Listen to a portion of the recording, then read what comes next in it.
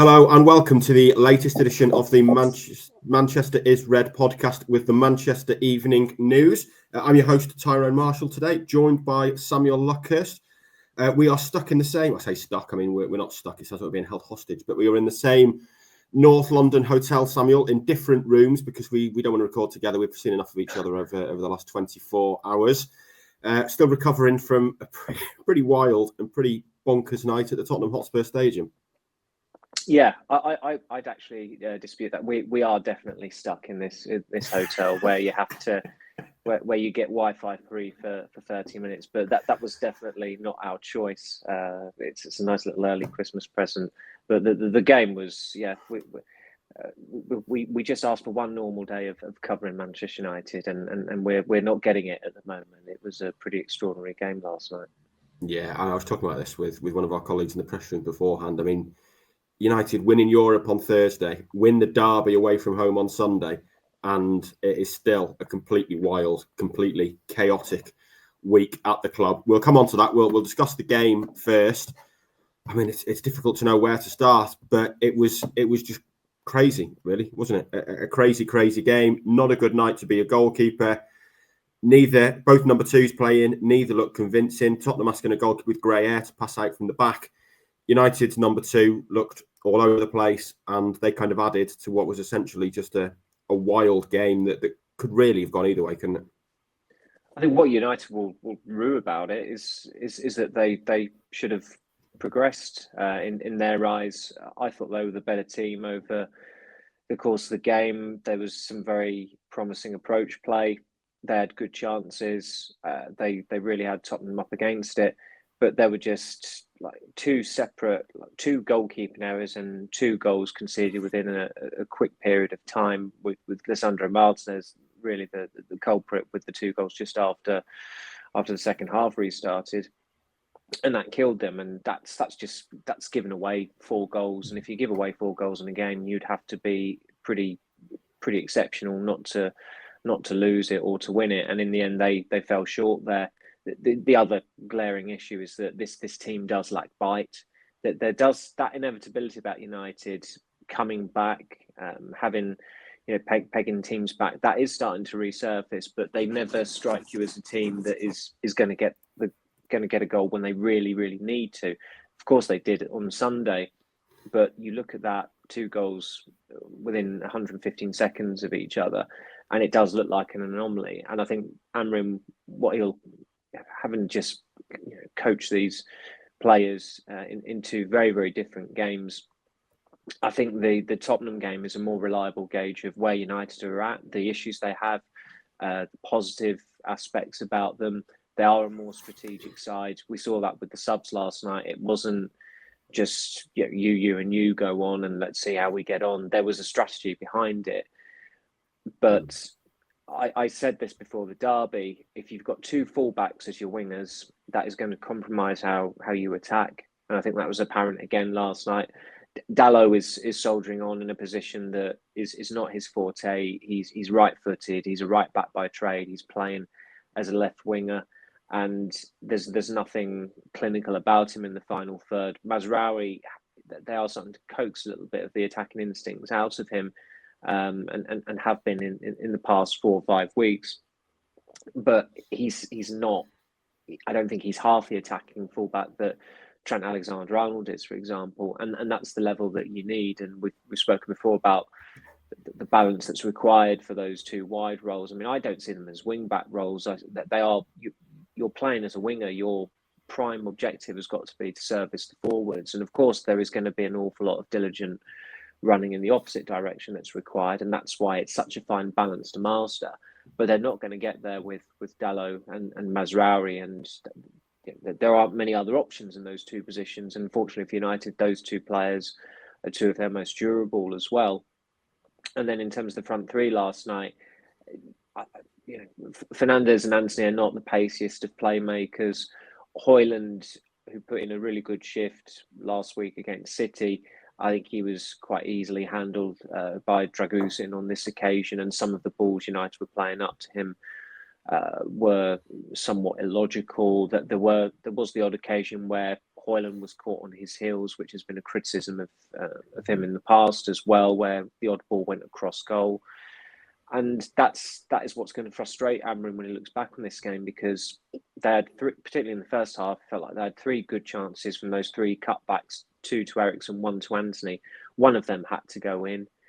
They didn't, and really Tottenham scored at the times which were most crucial. They went 1-0 up. They scored 47 seconds into the second half.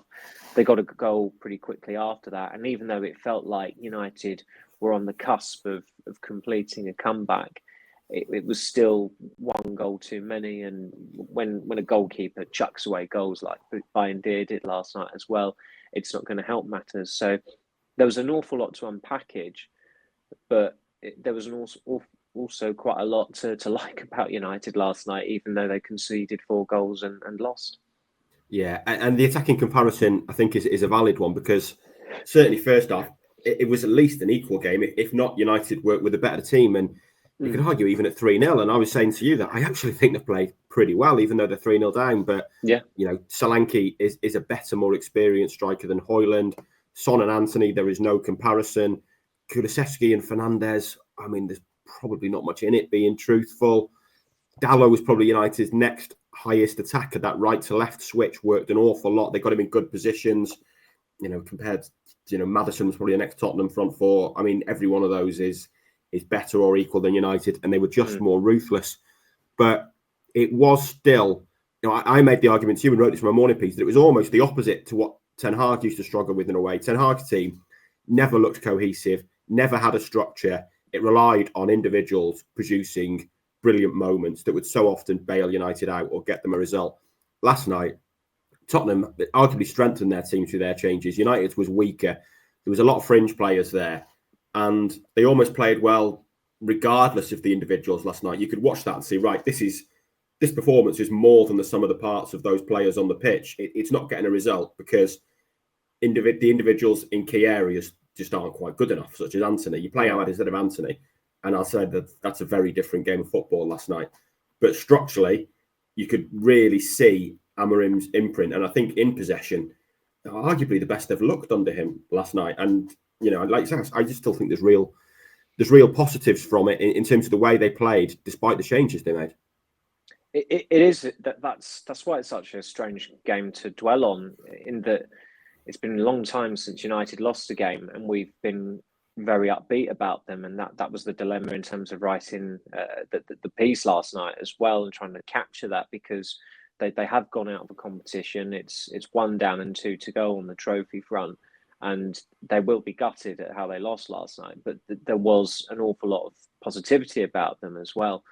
And as you said, with certain players, like he's yet to master the rotation, and it felt like there were more changes last night than it seemed. It was 5 changes, but when you see Lindelof starting, Eriksen starting, these players will not be at United next season. I think it's safe to say, and it gives the illusion that there's a lot more.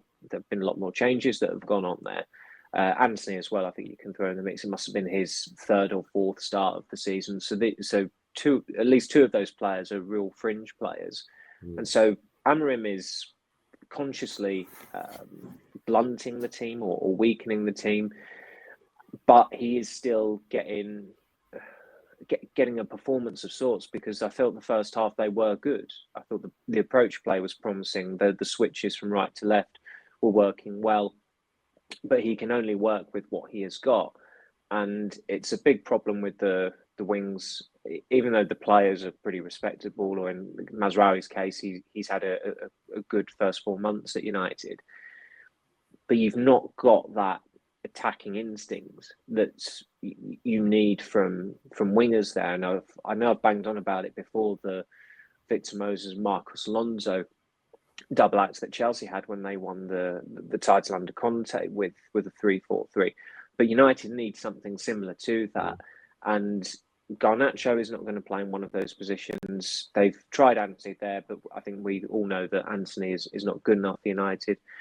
I mean, you think of that Ahmad goal last night. Can you imagine Marcus Rashford busting a gut like that to charge down a goalkeeper? No, And at one point later on in the game, Amrin was actually urging Ahmad to run back. He felt he could have been running even more. And those are the demands that Amrin has of these players. But it did give you, if you're a United fan, you should be reassured, I think, by a lot of what you still saw last night. There's a clear, the connection between the supporters and the team is absolutely sound. The support for the head coach is undeniable. His name was aired in the 12th minute. There was a bed sheet that was essentially imploring Rashford to pack his bags and clear off to Saudi Arabia or wherever his exit route may take him. And at full time, there was a lot of appreciation from the supporters who stayed behind. Quite a few had left, but they were bound to have been disappointed and frustrated that United had somehow not won that game. But the away end was in a pretty deafening voice for the majority of that match last night. And we all know this, as Amrin said himself, 2 years in is the fair time to judge him. So he's going to have 3 or 4 transfer windows by that point, and they will need them. I know it's an obvious thing to say, but they do need certain parts to make that formation really function, because Spurs were literally sharper in the box last night, and they have sharper tools in the box than United. As you quite rightly said, Solanke and Son are better goal scorers than any goal scorers or part-time goal scorers United have in their squad. Maddison is a better player than the majority of United's forwards. Kulusevski, I think he's one of the best players in the Premier League, and just going off that front 4, front 6 that Spurs had last night, they should have expected to beat United. And watching United, as encouraging as it was, the problems they have are that the wingers are not wingers, and they don't have a potent goal scorer. And when you look at just how Amrim oversaw Sporting's 4-1 victory over City, although there was a lot of, there's a bit of luck involved in it and a lot of mitigation around that final score, it was all about providing depth to the striker, and it had wingers who were attack minded. If you look at the profile, I can't remember the name of the other guy. I mean, Giovanni Kenda was the one who played on the right, but the other one, he is profiled as a winger. He's not profiled as a fullback. And I thought at the time, well, that's interesting, because I don't really see that working with outright wingers at United. But it's those are the two, for me, they are the two main areas of interest for United when it comes to strengthening. They're going to need a dependable goal scorer, and they're going to need pure wide players, I think, who are really going to be able to service that striker. Yeah, absolutely. Let's look at a few individual performances then, and we'll come on to the arguably exceptional player later in the podcast for a specific reason. But I guess a couple of the negatives.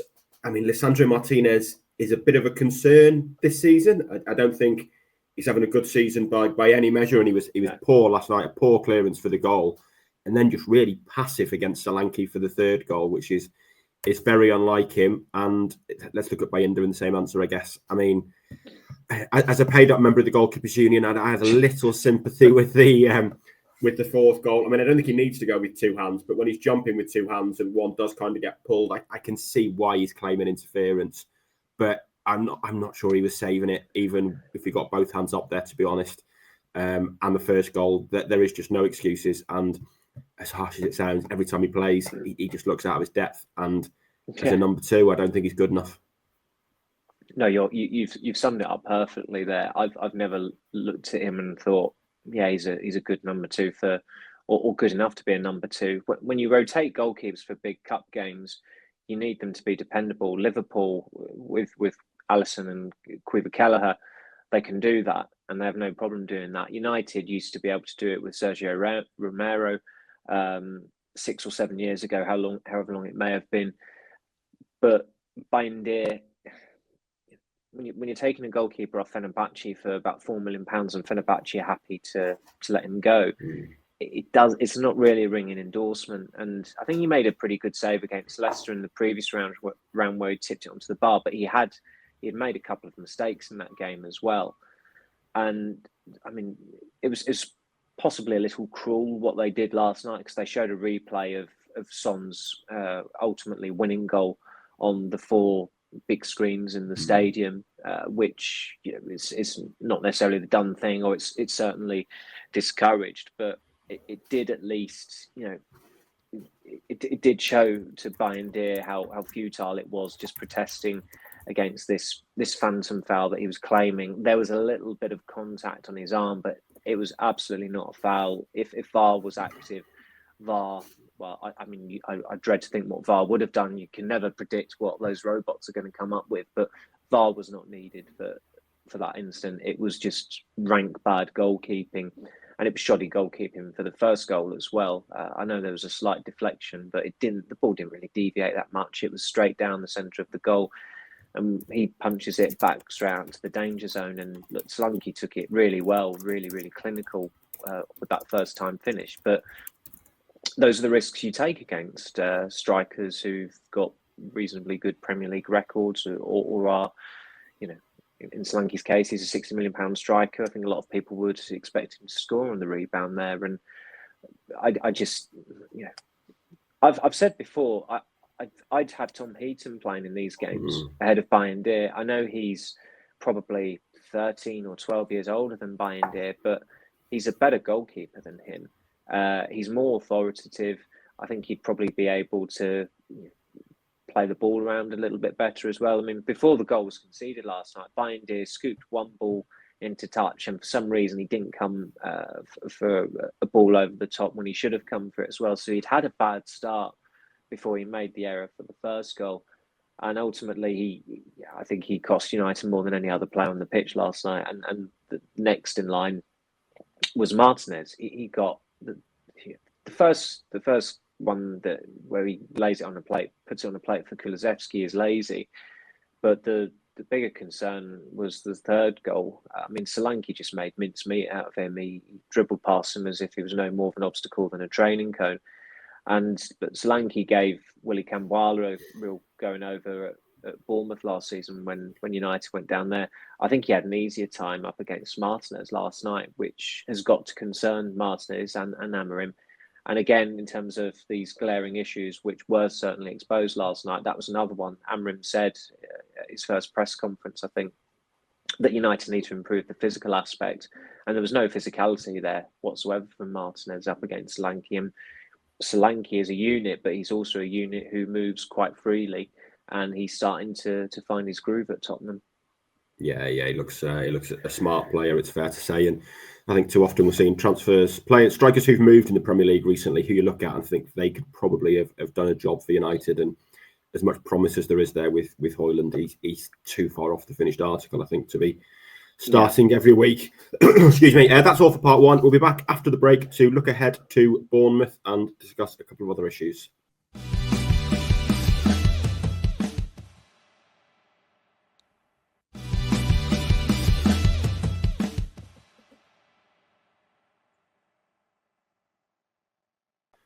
Welcome back to the Manchester is Red podcast. Pre-match last night then, that there was interest in one player in particular, and once again it was a player who wasn't on the team sheet. The teams arrive at Tottenham, or the away team arrives at Tottenham and has to walk across the side of the pitch behind one of the goals, basically, not far from the press box. So we were all gathered there at 6:30 just to get confirmation of what we knew from last night, that Marcus Rashford wasn't there. And then I thought you were going to say Matthias de Ligt. Well, of course, yeah. Poor Matthias de Ligt, who's unwell and is eliciting no sympathy because nobody even noticed he wasn't there in all the furore around Rashford. So, apologies, Matthias. Get well soon. But you have been relegated to a very minor mention on this occasion, I'm afraid.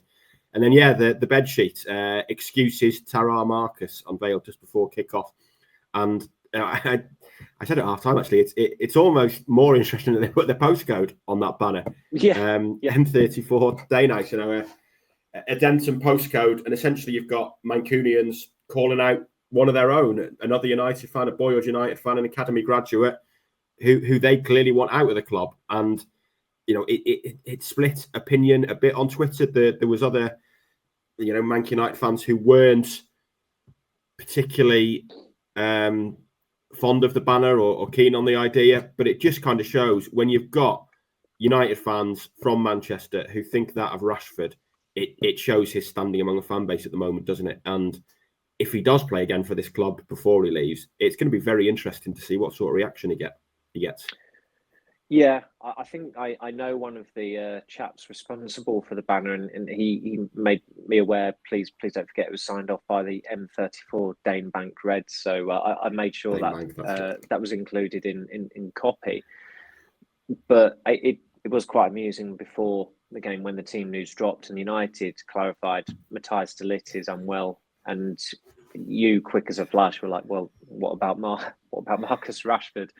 And then it was quite quickly confirmed that it was on the selection grounds and that he was well, and that there is an outside chance that he'll be back in the squad on Sunday because Lindelof is injured. So that means someone new has to come into the squad who wasn't in the squad last night. That could be de Ligt. Logically, it should be de Ligt, one defender for another, and you'd hope that de Ligt has recovered from illness by that point. I think Amorim has handled the situation pretty well so far. I mean, it was a little bit bizarre when we went to Carrington on Wednesday morning and he was informed of this new challenge that Rashford wants, and then he interpreted a completely different challenge, almost a phantasm of a challenge that Rashford can have to make United a force again. But that was only going to, he was not going to be able to get away with that, let's say, for the entirety of it. And come the end of the press conference, he did take it on a little bit, saying that if it was him, he'd have spoken to his manager and voiced his opinion on whether he wanted to leave or not. I think during that press conference across the two sections, there were 16 questions on Rashford. I mean, in the press room at Spurs last night, our colleague Mark Critchley was suggesting that there were some online fans who were like, yeah, good on Amorim giving it to the journalists. I don't really understand that because Rashford has come out and said that he wants to leave. We're duty bound to try and get as many specific details as possible from it. And also, I think it's in United's interests and United fans' interests that Amorim treats him in a way that's not exactly contemptible as such. I mean, he's got to be professional about it, but just remove him from selection altogether. And obviously, he did that on Sunday, and he did that last night as well. I think that should just go on indefinitely until Rashford's future is resolved. And by that, of course, I mean get to move in January. That needs to be the aim for Rashford and for the club. I think Rashford actually did United a favour on Tuesday by conducting that interview a day after he was unwell. On Tuesday, United players had a day off, and where he said that it's time and maybe it's time for a new challenge and the next steps. I think those were the words. And when he does next play, I think he will get quite a caustic reception from the majority there. But it is a unique dynamic because there are kids in Greater Manchester who absolutely idolise Rashford. And speaking to people from United last night, they said that he is pretty much the most popular media request, or in terms of poorly kids wanting a signed shirt, he is the go-to player. He is the poster boy still for thousands in the Greater Manchester area, and I'm sure he's got a legion of followers and loyalists around the world who won't have a bad word said about him. But match goers, certainly adult match goers, they do tend to view things more objectively. And less than 12 minutes in last night, Ruben Amorim's name was chanted. The support is completely for the head coach rather than the player. And okay, that bedsheet last night, it was a minority of fans, but I think it was draped down over high up, and I think some guys who probably didn't know the chaps who'd made the banner were actually trying to stretch it out to make it as visible as possible, so it got ample airtime. I imagine there were like 5,700 United fans in the away end last night. I think the majority of them would want to see Rashford sold or loaned next month. There's been friction between Rashford and the match goers for coming up to 18 months now, I'd say. And I think the majority of those really noticeable you know, public tiffs, if you like, between player and match goers. They've happened at Old Trafford, so and normally you think Old Trafford, you know, it's a much more diverse crowd. It's 70,000 fans rather than a few thousand fans at an away game. But a lot of supporters have turned on him or have voiced their disapproval of his body language or the way he's gone about playing for Man United. And when we thought it might have turned when he came back into the team at Wolves in February, a few days after the Belfast bender, he nipped it in the bud really quickly because he scored a very good goal after about 5 minutes, and he was playing in front of the away end as well that night at Molineux. The away end stretches along the pitch on that far side, but he scored within 5 minutes, and that was that. And you know, they were chanting Rashford's on the pitch. So it went from one possible atmosphere to a completely different atmosphere because he'd scored, and ultimately that's all United fans want to see from players. It's for them to perform, and if you're performing, you're going to be all right with them. But Rashford hasn't been performing for a very long time. I got the gist just from speaking to Amarim on Wednesday at Carrington, the way he spoke about Rashford, the way he spoke about very briefly Garnacho as well. My gut feeling then was that Garnacho would go to Spurs and Rashford wouldn't go. And then on in the evening, fortunately, we got the story in terms of the squad. And I was saying to my editor quite early on as I was doing it, checking who was there and whatnot. I said, "There's no way Rashford is going to be there," and he wasn't there. So it's Sunday's a different day, but I still think it's in United's best interests that Rashford stays at home. They did not miss him last night. I mean, there was a question about the possibility of a mistake of not selecting him after the game. I mean, I think that's almost a moot point. At no point watching United did you think, yeah, they could really do with Marcus Rashford. I mean, there were issues with the attack last night, but Rashford is not a reliable goal scorer, and he's not always dependable when it comes to properly putting in a shift either. No, and I mean, we talked about this on Monday anyway, or you guys talked about it, that it was a really brave call from Amarin on Derby Day to basically not select Garnacho and Rashford. It's arguably even braver again last night with Garnacho back. One game, dropping those two players for one game is a statement, isn't it? It's basically a message to the rest of the squad and a message to those two players. These are the standards. If you don't meet them, you're not in the squad. Lesson learned, you're back. That's fine, but everyone's got the message in the squad now. To leave him out for a second game, it kind of elevates it a little bit further, doesn't it? It goes from I'm making a point with the selection to you're still not there, and it's a brave thing to do because it changes. And I know Rashford himself changed the dynamic of it on Tuesday, but for Amarim it does change the dynamic of it now. It's not about Garnacho and Rashford; it's solely about Rashford now. He's I say throw him under the bus. That's not the right phrase, considering most of this is Rashford's doing, but he will have turned some fans against Rashford, and that is purely because of Rashford's performances and the way he's played and not looked to be enjoying his football over recent years.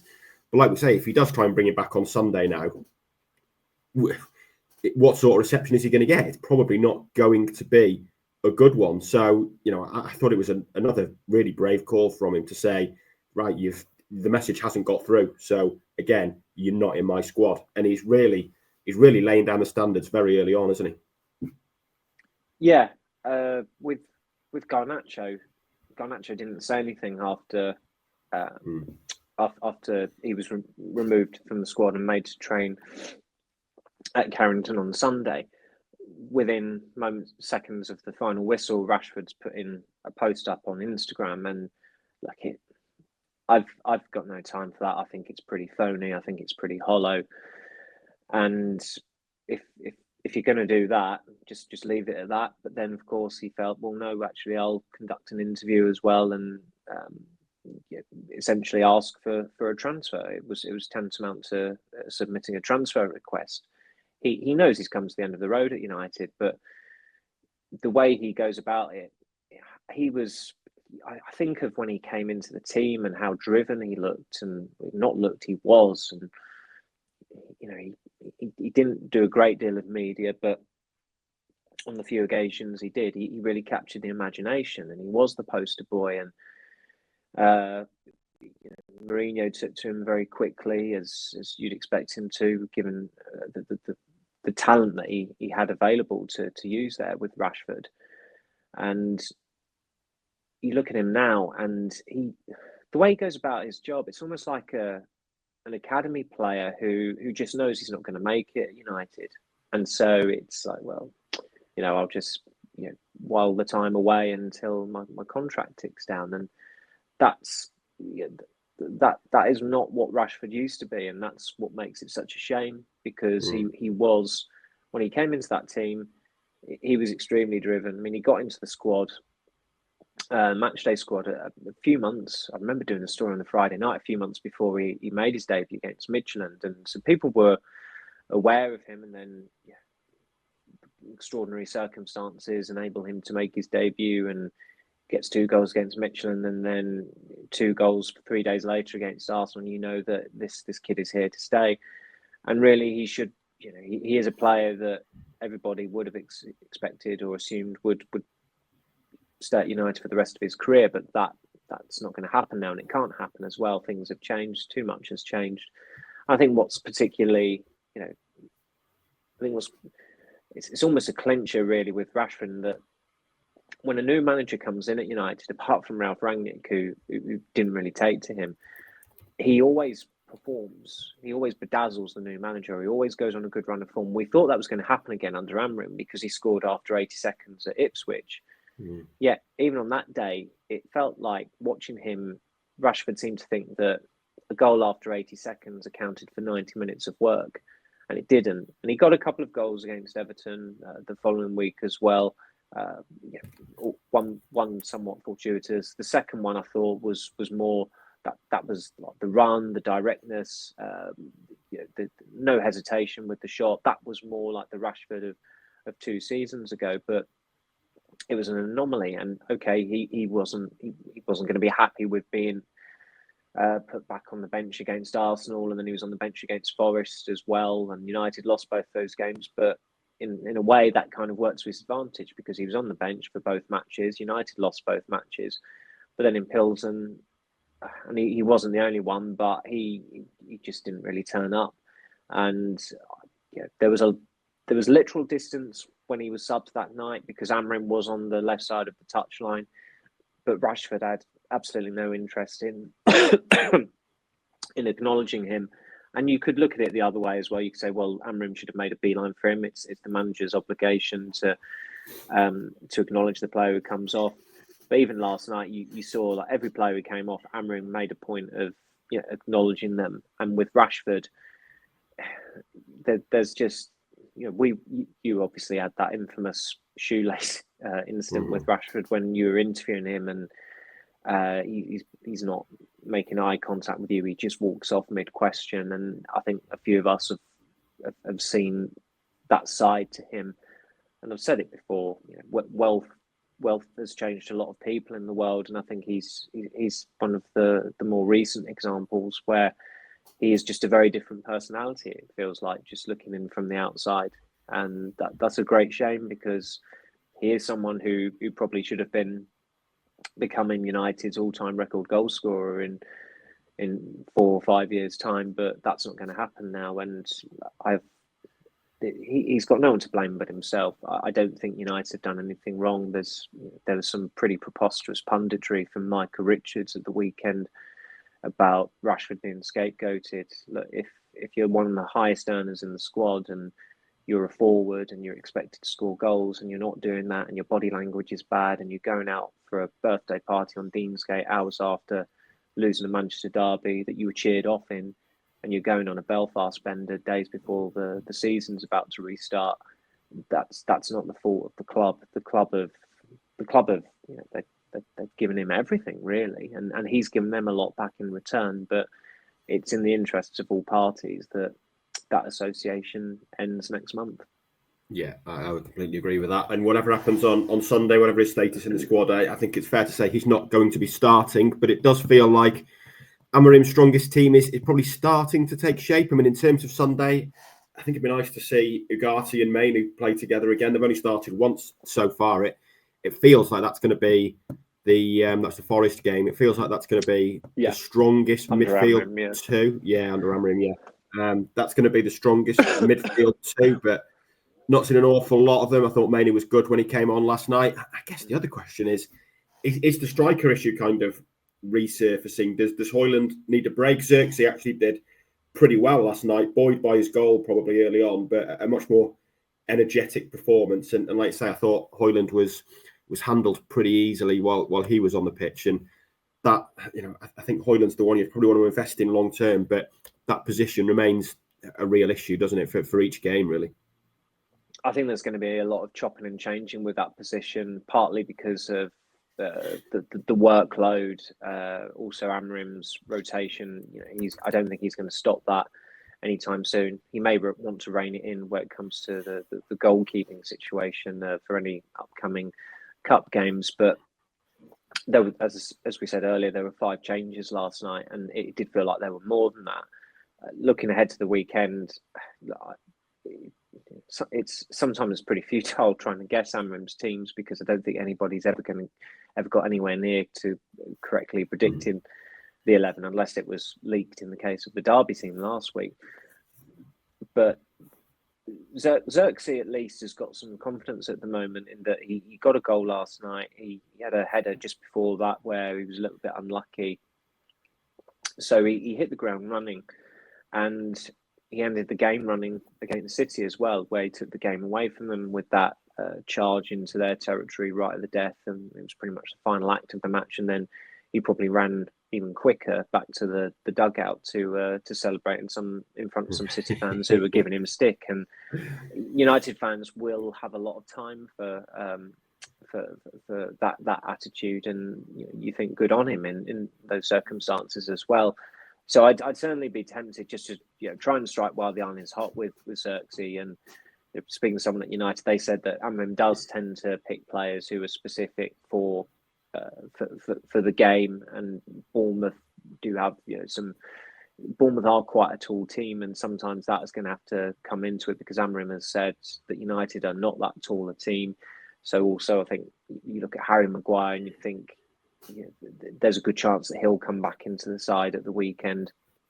When Lindelof went off injured just before half time last night, Maguire rather hopefully trotted over to Amram just behind Johnny Evans, and Amram was very quick saying no, you're not coming on, because he doesn't feel as though he's durable enough yet to play another 45 minutes, having played 90 minutes on the Sunday. But I think there's a very good chance that Maguire will come back into the team. Also, United, they are better at defending crosses, corners, free kicks with Maguire on the pitch. I think it's been pretty obvious that they're worse when he's not on the pitch. They conceded from another corner last night, but I don't think you can pin that one on Carlos Fernandez or the set piece drills. That was just a dreadful goalkeeping howler. So Maguire, I'd certainly be looking at, but we've not mentioned him. I thought Lenny Yoro had a really good game last night. I think the more you watch him, the more you can see why Real Madrid wanted him. He does not play like a 19-year-old. He's very good under pressure. He's very good on the ball. His reading of the game it does belie his age. He only turned 19, I think, last month. So that was another definite positive from last night. So that's another thing that Amram can be pleased with. He has got multiple options in certain areas. There were just a couple of areas where, when it comes to picking it, you think it's not ideal having that player in that position, or it's much for muchness if you're chopping and changing. But United are they are. It feels like since Ten Hag went, they have actually started to score quite a few goals, even though we still look at them as a team that struggle for goals, because sometimes it's all about the timing of it, and that's what did them at Spurs. Yeah, absolutely. And finally, then arguably the star man again, even though he only came off the bench yesterday, Ahmad. The winner of the MEN's Fans Footballer of the Year, reached titles doing Fans Footballer of the Year, because we'd like to be different and do it for calendar year rather than season. And Ahmad has won the United honour, despite only starting 17 games in 2024 and not starting a game until May, which probably says an awful lot for his impact then. I mean, it's incredible to sit here and think that he has been voted by United fans as their Footballer of the Year. When you think back before that Liverpool Cup game in April, I think we all probably thought he was going to be sold in the summer. He'd failed to get a real chance under Ten Hag. He was at an age where he either needs to be playing or be sold. And frankly, but in late March, we've barely seen anything of him. And now you look at him and you think, I said to you last night, whatever team Amorim picks, Ahmad has just got to be on there, whether it's right wing back, whether it's number 10. He is electric at the moment, and he's United's best attacking weapon, isn't he? He's had an incredible year, but more importantly, an incredible 7, 8, maybe 9 months since that Liverpool game.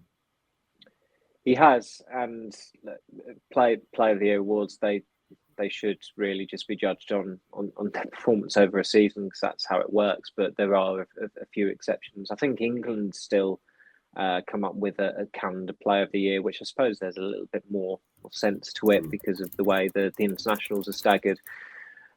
But I mean, Steven Railston was suggesting Onana about 2 weeks, not even 2 weeks ago, and obviously the timing there did not coincide to his favour. I just think with Ahmad, he has literally got better as the year has gone on. He was coming on in games at the start of the year, doing quite well. Then he got the winner against Liverpool, which is one of the most celebrated goals at Old Trafford. Had quite a good end to the season, to the point where he was a little bit unlucky not to start the FA Cup final. He was good in pre-season, and with every managerial change this season, he's got better. And even under Ten Hag, who throws him out a little bit towards the end of his time, I think he produced probably one of the best individual performances by a United player this season at Southampton when they won their 3-0 in September. And also personality, you can't underestimate. During that pre-season tour, there were 5 British players who refused to speak to the press because they're, for whatever reason, different reasons. Some of them understandable, some of them not understandable. And then you've got Ahmad, who's 22, quite softly spoken, not done a lot of media, going up and sitting in for a press conference and coming across extremely well. And I think Fernandez said at the weekend how he knows more Spanish or more Italian than English, but his English was really impressive that day as well. And when you have that FaceTime with a player, you just and they come across as well as he did that day, you will them to do well even more. And I don't think anybody who covers United or watches United would begrudge the acclaim he's got recently. He's a little gem, and United also owe a big debt to Tony Mowbray for the job he did with him up at Sunderland. I mean, there was a managerial change there as well. Alex Neil was the man in charge when Ahmad was signed, but he left for Stoke in late August. And normally when that happens, I'd say 90% of the time it goes against the loanee. But Ahmad became a better player through playing under Mowbray for the remainder of that season. And all I'd say now with United is I don't know what they're waiting for in terms of getting him tied down on a new long-term contract, because they've got to do that pretty sharpish. Yeah, absolutely. He got my vote, and it's nice to be in the majority for once, and I think he definitely deserves it. And he has got to start on Sunday. That's all for today's episode. Thanks for joining us, Samuel, and we'll be back on Monday looking at the rota for a festive pod. So get your Santa hat ready. Expect to see some sort of effort for fancy dress, please, on Monday, Samuel. And hopefully I have got one. I think it might be my son. So I mean, not many hats fit my rather large head, but if my son's can just tip on top of me, then maybe it'll make a showing. That's it. I think watch us on YouTube on Monday to see Samuel Santa hat. Everybody, that's a promise that's been made now. So we expect to see it. Please leave us a like. Remember to subscribe to get the latest podcasts in your feed. Thanks for listening today, and we'll speak to you all on Monday.